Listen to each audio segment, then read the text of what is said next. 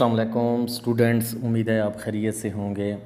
Students, आज हम discuss कर रहे हैं टाइप्स ऑफ शेयर्स। स्टूडेंट्स, पहले हमने शेयर्स को डिस्कस किया, आज हमारा टॉपिक है types of shares. Students, shares की टू टाइप्स मोस्टली यूज़ होती हैं, एक इक्विटी शेयर्स या ऑर्डिनरी शेयर्स, दूसरी प्रेफरेंस शेयर्स। स्टूडेंट्स, हम इन टाइप्स को 5 पॉइंट्स में अंडरस्टैंड करेंगे, समझेंगे। सबसे पहले स्टूडेंट्स हम डिस्कस करते हैं प्रेफरेंस शेयर्स। प्रेफरेंस शेयर्स को हम डिविडेंड के हवाले से डिस्कस करते हैं। प्रेफरेंस शेयर्स में स्टूडेंट्स जो डिविडेंड होता है वो फिक्स्ड होता है। वो शेयर्स परचेज़ करने से पहले उसकी जो वैल्यू होती है डिविडेंड की वो फिक्स्ड होती है। लेकिन स्टूडेंट इक्विटी शेयर्स में शेयर्स होल्डर को डिविडेंड डिमांड करने का हक हासिल नहीं होता। उन्हें कंपनी पॉलिसी के मुताबिक डिविडेंड मिलता है। किस में स्टूडेंट? इक्विटी शेयर्स में। जबकि प्रेफरेंस शेयर्स में जो डिविडेंड होता है, मुनाफा होता है, वो फिक्स्ड होता है। और सेकंड नंबर पे स्टूडेंट्स वोटिंग राइट्स।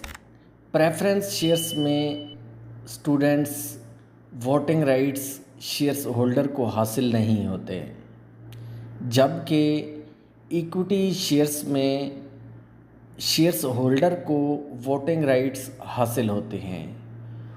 वो कंपनी के बोर्ड ऑफ डायरेक्टर को चूज़ करने के लिए वोटिंग में स्टूडेंट्स हिस्सा ले सकते हैं और कंपनी की मैनेजमेंट में भी हिस्सा ले सकते हैं।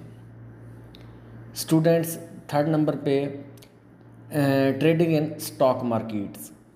स्टूडेंट्स, जो प्रेफरेंस शेयर्स होते हैं वो स्टॉक मार्केट में ट्रेड नहीं होते, जबकि equity shares students stock market में ट्रेड होते हैं। Fourth is students shares price. Students, preference shares की जो प्राइस होती है वो मुस्तकिल तौर पे बरकरार रहती है, वो ना बढ़ती है ना घटती है। जबकि इक्विटी शेयर्स में स्टूडेंट्स जो प्राइस होती है वो कभी बढ़ जाती है, कभी कम हो जाती है। मोस्टली जो स्टूडेंट्स चांसेस होते हैं, जो इन्वेस्टर इन्वेस्ट इसी ही वजह से करता है कि इक्विटी शेयर्स में कि इनकी जो वैल्यू है, शेयर्स की जो वैल्यू है वो स्टॉक मार्केट में इंक्रीज़ होती है। इसी वजह से उसको बेनिफिट होता है और इसी बेस की बुनियाद पे वो इक्विटी शेयर्स में इन्वेस्टर इन्वेस्ट करता है। और students, last is liquidation. Liquidation मतलब स्टूडेंट्स कि अगर कंपनी बंद हो जाती है किसी भी वजह से, बैंकरप्ट हो जाती है या किसी और वजह से कंपनी को क्लोज़ किया जाता है, तो उस नतीजे में स्टूडेंट्स कंपनी की जो लिक्विडेशन होती है, मतलब कि उसके जो एसेट्स होते हैं उनको फ़रोख्त करके सबसे पहले जो कैपिटल रिटर्न किया जाता है वो प्रेफरेंस शेयर्स के जो शेयर्स होल्डर होते हैं उनको किया जाता है। उसके बाद बाकी की जो रकम होती है, बाकी की जो अमाउंट होती है, वो इक्विटी शेयर्स के जो शेयर्स होल्डर होते हैं उनको कैपिटल रिटर्न किया जाता है।